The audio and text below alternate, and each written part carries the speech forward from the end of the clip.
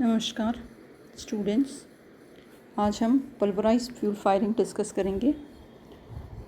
Pulverised fuel firing system में कोल को एक पाउडर में कन्वर्ट किया जाता है, उसका पाउडर बनाया जाता है ग्राइंडिंग मिल में डालकर, और उसको पाउडर फॉर्म में कंबशन चैम्बर में भेजा जाता है with the help of air current.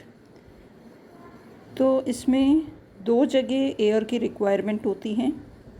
एक एयर होती है जो कि कोल को कैरी करती हैं, कंबशन चैम्बर में भेजती हैं, और अगर ज़रूरत पड़े तो उसको ड्राई करने का काम भी करती हैं। ये एयर प्राइमरी एयर कहलाती हैं। और एक एयर जो है वो कंप्लीट कंबशन में उसको हेल्प करती हैं, कंबशन के लिए सप्लाई की जाती है कंबशन चैम्बर में, वो एयर सेकेंडरी एयर कहलाती है। तो दो जगह एयर प्रोवाइड की जाएगी, एक तो एज अ प्राइमरी एयर और दूसरी एज अ सेकेंडरी एयर। किसी भी पल्वराइज फ्यूल फायरिंग सिस्टम का एफिशिएंसी मेनली उसके पाउडर के साइज़ पर डिपेंड करती है। तो कोल इतना फाइन होना चाहिए कि 70% और उससे ज़्यादा 200 मैश सीव से निकल जाए, इजीली पास हो जाए, और 90% 50 मैश की सीव से पास हो जाना चाहिए। तो किसी भी पल्वराइज फ्यूल फायरिंग में उस सिस्टम की एफिशिएंसी मेनली पाउडर की साइज़ के ऊपर ही डिपेंड करती हैं। पल्वराइज फ्यूल फायरिंग सिस्टम के एडवांटेजेस निम्न प्रकार से हैं। पहला इसका एडवांटेज है any grade of coal can be used, क्योंकि कोल को हम यूज़ में लेने से पहले पाउडर फॉर्म में कन्वर्ट कर रहे हैं, इसलिए किसी भी ग्रेड का कोल इसमें यूज़ में ले सकते हैं। Then second is fuel economy, यानी कि जो फ्यूल को फीड कर रहे हैं उसको हम प्रॉपरली रेगुलेट कर सकते हैं, उसको नियंत्रित किया जा सकता है, जो कि it will result in fuel economy. Third is the higher boiler efficiency, क्योंकि यहाँ ऑलमोस्ट कंप्लीट कंबशन होता है फ्यूल का, तो रेट ऑफ एवापोरेशन ज़्यादा होती है, इसलिए बॉयलर की एफिशिएंसी हायर होती है। Then fourth is greater capacity to meet peak loads. जिस तरह से पीक लोड अचानक से आता है, उन पीक लोड की सडन डिमांड को ईज़िली यहाँ पर उस डिमांड को पूरा किया जा सकता है। Then it is practically free from clinkering troubles, यानी क्लिंकर फॉर्मेशन, क्लिंकर की जो ट्रबल हमने पिछले स्टोकर्स में देखी थी, वो यहाँ पर it is practically, this system is practically free from this clinkering. Then practically no ash handling problem, कोई ऐश हैंडलिंग की समस्या नहीं है, क्योंकि कोल जो है पाउडर्ड फॉर्म में होता है, तो क्लिंकर फॉर्मेशन हमारे पास में नहीं है। तो प्रैक्टिकली वी कैन से कि ऐश हैंडलिंग प्रॉब्लम भी यहाँ पर नहीं होती है। Then next, no moving part in the furnace is subjected to high temperature. जो भी मूविंग पार्ट्स हैं उनका टेम्परेचर कंट्रोल रहता है, हाई टेम्परेचर नहीं आता। Then much smaller quantity of air is required as compare to the stoker firing. Stoker firing के comparison में एयर की मात्रा यहाँ पर कम मात्रा रिक्वायर्ड होती है। Then it is possible to use highly pre heated secondary air, जिससे रैपिड फ्लेम प्रोपगेशन होगा, यानी जो फ्लेम का प्रोपगेशन है, जो फ्लेम एक जगह से दूसरी जगह पूरे फर्नेस में जो फैल रही है, वो फ्लेम जो है आग जल्दी पकड़ लेता है, क्योंकि जो सेकेंडरी एयर है वो प्री हीटेड कंडीशन में हम डालते हैं, तो कंबशन फास्ट होता है, फ्लेम का मूवमेंट फास्ट होता है। And the last is the furnace volume required is comparatively very less, तो फर्नेस का वॉल्यूम यहाँ पर कम रखा जाता है। डिसएडवांटेजेस इसके हैं, first is the high capital cost, इसकी कैपिटल कॉस्ट कहें या प्रारंभिक पूंजी, जो इसकी लागत मूल्य है वो ज़्यादा होता है। Then lot of fly ash in the exhaust, जिससे कि फाइन फ्लाई ऐश एक फाइन डस्ट के रूप में इकट्ठा होता है और उसको रिमूव करना काफ़ी मुश्किल भरा काम होता है. We can say it is quite uneconomical. Then third, possibility of explosion is more, क्योंकि जो कोयला है वो एक तरह से क्योंकि पाउडर्ड फॉर्म में है, इट बर्न्स लाइक गैस, तो इंस्टेंटेनियस उसकी बर्निंग होती है, इस वजह से एक्सप्लोजन के चांसेस ज़्यादा रहते हैं. Then the maintenance of fire furnace brick work is costly. जो फर्नेस का ब्रिक वर्क है, फर्नेस ब्रिक से बनी है, उसकी मेंटेनेंस कॉस्टली रहती है. Then skilled operators are required. इस पर काम करने के लिए हमको स्किल्ड लेबर की रिक्वायरमेंट होती हैं. Separate coal preparation plant is necessary. इसमें कोल को प्रिपेयर किया जाता है, तैयार किया जाता है, उसको पाउडर फॉर्म में बनाया जाता है, पीस कर उसको ग्राइंडिंग मिल्स में डालकर, उसको पल्वराइजिंग मिल में डालकर पल्वराइज फॉर्म या पाउडर फॉर्म में तैयार किया जाता है. इस सब के लिए हमको एक प्रिपरेशन प्लांट अलग से लगाना पड़ता है.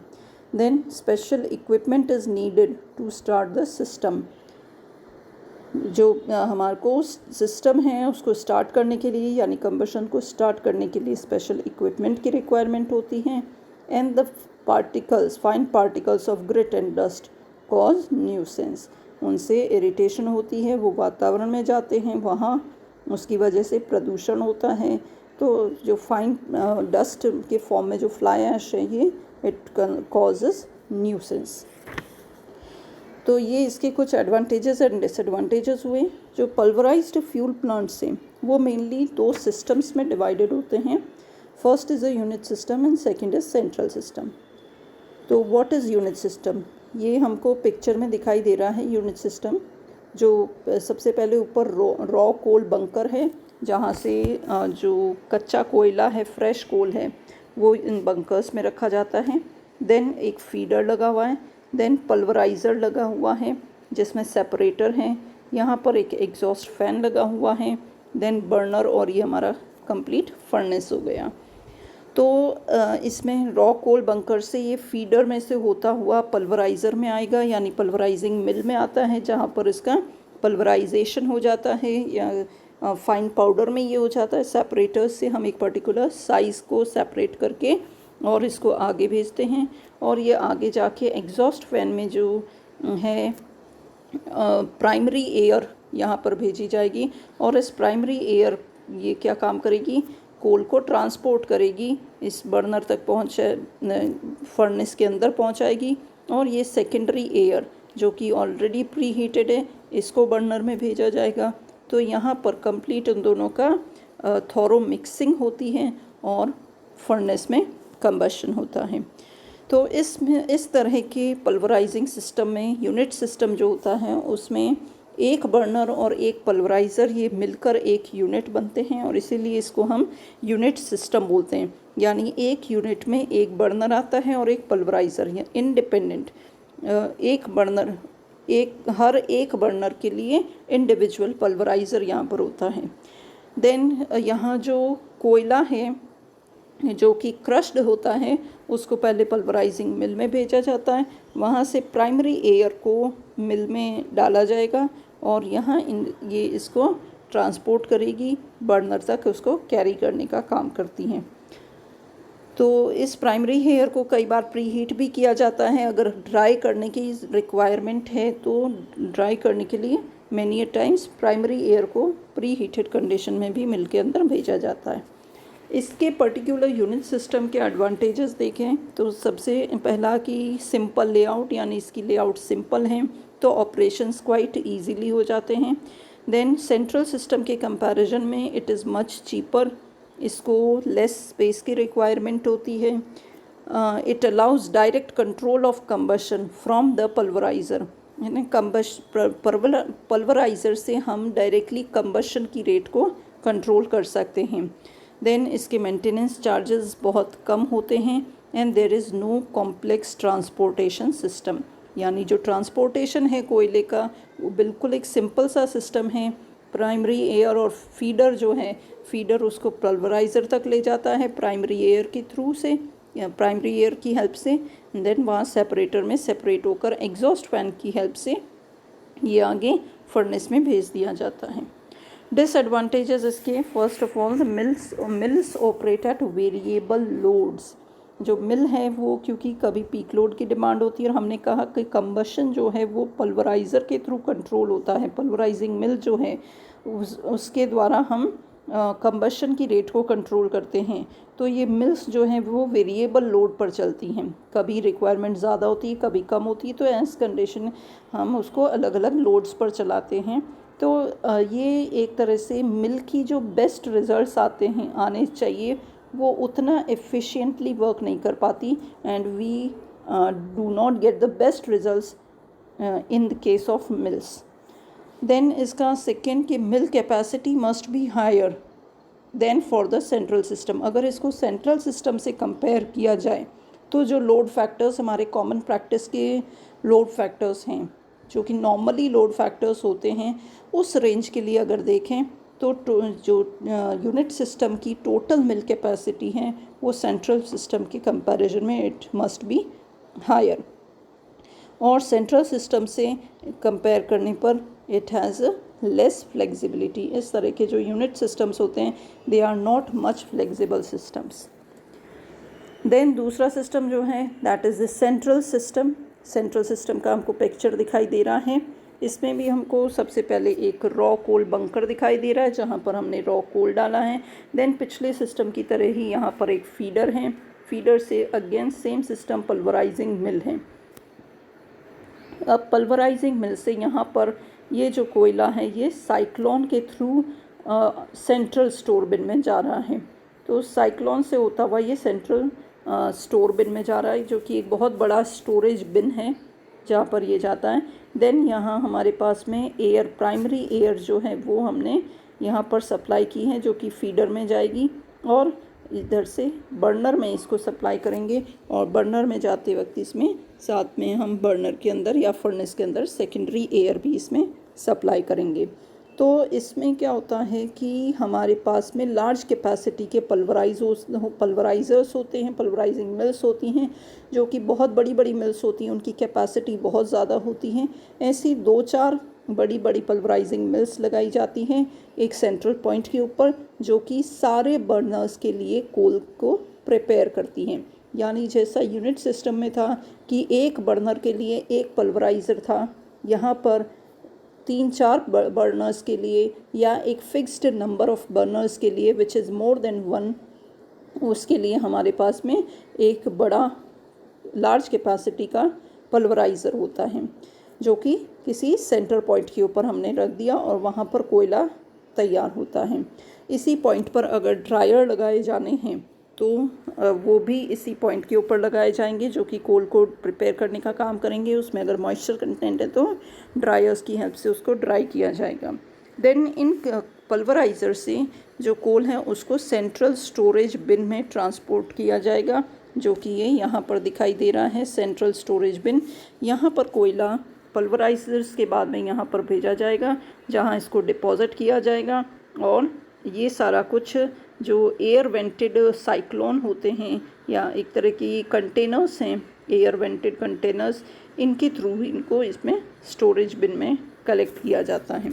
इस स्टोरेज बिन में तकरीबन 12 से 14 आवर्स की पल्वराइज्ड कोल की सप्लाई किसी भी टाइम रह सकती। तो इतना ये भी एक लार्ज कैपेसिटी के स्टोरेज बिन से 12 से 14 घंटे की कोल ये सप्लाई कर सकते हैं।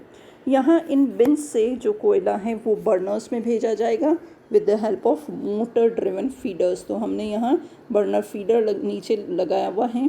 ये बर्नर फीडर ये मोटर ड्रिवन होता है, और इन फीडर्स की हेल्प से कोयला यहाँ स्टोरेज बिन से बर्नर में चला जाता है।